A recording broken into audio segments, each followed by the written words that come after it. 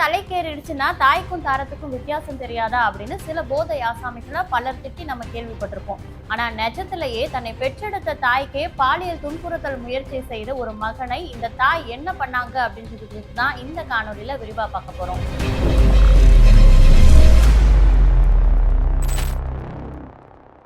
வாழ்க்கையில எல்லாருக்கும் ஏதாவது ஒரு பிரச்சனை வந்துட்டே தான் இருக்கும். எல்லா பிரச்சனைக்குமே பாரம்பரிய சோழி பிரச்சனத்துல முன்னோர்கள் தீர்வு சொல்லி வச்சிருக்காங்க. பாரம்பரிய சோழி பிரசன்னம் மூலம் திருமண தடை, மங்கள தோஷம், திருமண உறவில் சிக்கல், கிடைக்காத வேலை, சுய தொழில் செய்தாலும் நஷ்டம், தீராத உடல் சிகிச்சை, அரசியல் வளர்ச்சி என அனைத்து சிக்கல்களுக்கும் எளிய பரிகாரம் மூலம் சிறந்த தீர்வு அளிக்கப்படும். இங்கு வரும் அனைவருக்கும் பகவதி முன் அருளால் நல்ல தீர்வு. நீங்கள் ஆன்லைன் மூலமாகவோ அல்லது நேரடியாகவோ ஆலோசனை பெற உடனே திரையில் தெரியும் எண்ணை தொடர்பு கொள்ளுங்கள். மதுரை மாவட்டம் பருச்சூர் அருகே இருக்கக்கூடிய மேட்டுப்பட்டியை சேர்ந்தவங்க தான் 50 வயதான இந்த ஐயம்மாள் அப்படின்ற பெண்மணி. இவங்களுடைய கணவன் சில ஆண்டுகளுக்கு முன்னாடி உயிரிழந்திருக்காரு. அதன் பின் இவங்க தனியா தான் வசித்து வந்திருக்காங்க. இவங்களுக்கு ஒரு மகன் இருந்திருக்காரு. அந்த மகனோட பேர் ராஜா. இவருக்கு 32 வயதாகுது. இவருக்கும் திருமணம் செய்து வைத்திருக்காங்க. ஆனா இவர் மது மற்றும் பல போதை பழக்கங்களுக்கு அடிமையானதுனால இவருடைய மனைவி இவரை பிரிந்து சென்று குழந்தைகளோட தனியா வசிக்கிறாங்க.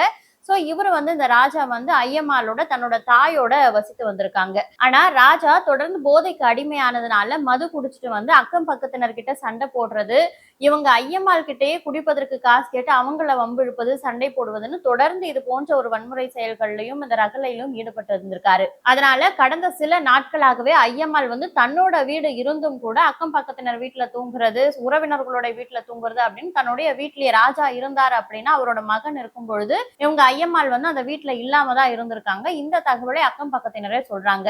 அப்படி இருக்கும் பொழுதுதான் ஒரு 3 மாதத்திற்கு முன்னாடி ராஜா என்ன பண்ணிருக்காரு, ஃபுல்லா மது அருந்திட்டு குடிபோதையில வீட்டுக்கு வந்திருக்காரு. அப்போ ஐயம்மாள் வீட்டுல இருந்திருக்காங்க.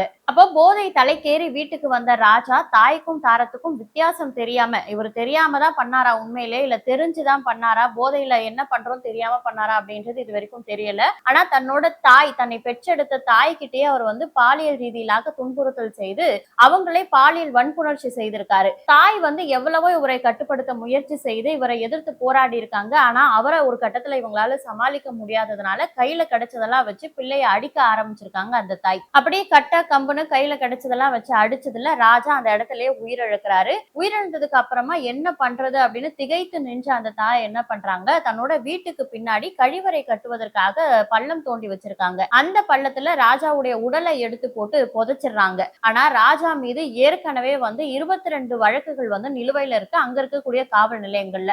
இவர் காவல் நிலையத்துக்கு போய் கையெழுத்து போடுறது அப்படின்னு சொல்லிட்டு காவல்துறையோட கண்காணிப்புல தான் இருந்திருக்காரு. சோ ராஜா என்னதான் போதைக்கு அடிமையானவரா இருந்தாலும் அவர் மேல காவல்துறையோட ஒரு கண்காணிப்பு இருந்துகிட்டே தான் இருந்திருக்கு. இந்த சமயத்துலதான் அவரு தன்னோட அம்மா கிட்டே இப்படி தப்பா நடந்துக்க ஆரம்பிச்சதுனால அம்மா அவரை கொன்னுட்டு அந்த கழிவறை கட்ட வச்சிருந்த அந்த பள்ளத்துல புதைச்சிடுறாங்க. அதை தொடர்ந்து ஊராருக்கு சந்தேகம் வருது. இவ்வளவு நாளா பிரச்சனை பண்ணிட்டு அக்கம் பக்கத்தினர்கிட்ட வம்பு இழுத்துட்டு இருந்த இந்த ராஜா எங்க போனாரு, காணவே காணுமா, எங்கம்மா உங்க பையன் அப்படின்ற மாதிரி நிறைய பேர் கேக்குறாங்க. அது மட்டும் இல்லாம போலீசாரும் இவ்வளவு நாள் காவல் நிலையங்கள்ல கையெழுத்து போட்டு போனாரு, அவர் மேல இத்தனை வழக்குகள் நிலுவையில இருக்கு, அவர் எங்க கண்காணிப்புல தான் இருந்தாரு, எங்க போனாரு அப்படின்ற மாதிரி போலீசாரும் துருவி துருவி ஐயம்மாள் கிட்ட விசாரிக்க ஆரம்பிச்சிட்டாங்க. அப்போ ஐயம்மாள் ஒரு 3 மாதம் வரைக்கும் தற்போது வரைக்கும் என்ன சொல்றாங்க அப்படின்னா, அவரு வெளி மாநிலத்துக்கு வேலைக்கு போயிருக்காரு, வந்துருவாரு, வெளியூருக்கு போயிருக்கிறதுனால இப்படி தாமதமாகுது, வந்துருவாரு அப்படின்ற மாதிரி சொல்லி ஊர் மக்களையும் போலீசாரையும் சமாளிக்கிறாங்க.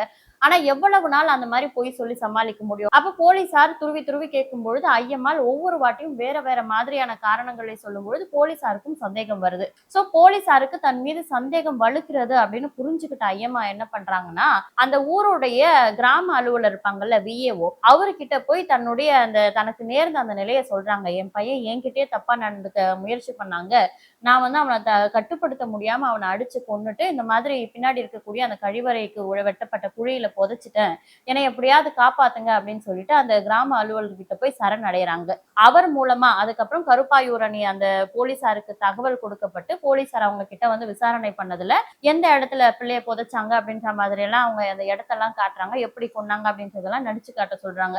எல்லாம் முடிஞ்சதுக்கு அப்புறமா அந்த ஐயம்மாள் காண்பித்த இடத்துல இருந்து அந்த சடலத்தை எடுத்து பிரேத பரிசோதனைக்காக அனுப்பி வைக்கிறாங்க. போதை தலைக்கேறி பெற்ற தாயையே பாலியல் வன்புணர்ச்சி செய்ய துணிந்த அந்த மகன் பற்றியும் அந்த மகனை கொன்று தன்னோட வீட்டு கழிவறையில புதைத்த ஐயம்மாள் குறித்தும் தான் இப்போ மதுரை முழுக்க பரபரப்பா பேசப்பட்டுட்டு இருக்கு. இந்த விஷயத்துல சமூக ஆர்வலர்கள் பலரும் சொல்லக்கூடிய கருத்து என்ன அப்படின்னு பாத்தீங்கன்னா, தன்னுடைய தற்காப்புக்காக இப்படி ஒரு செயலை செய்த ஐயம்மாள் நிரபராதி, அவங்களுக்கு தண்டனை கொடுத்து இந்த சட்டம் அவங்கள தண்டிக்க கூடாது, அவங்கள விடுதலை செய்யணும். இப்படி ஒரு மகனை பெற்றெடுத்ததற்காக ஏற்கனவே அவங்க பல ஆண்டுகளா தண்டனை அனுபவிச்சுட்டு தான் இருந்திருக்காங்க.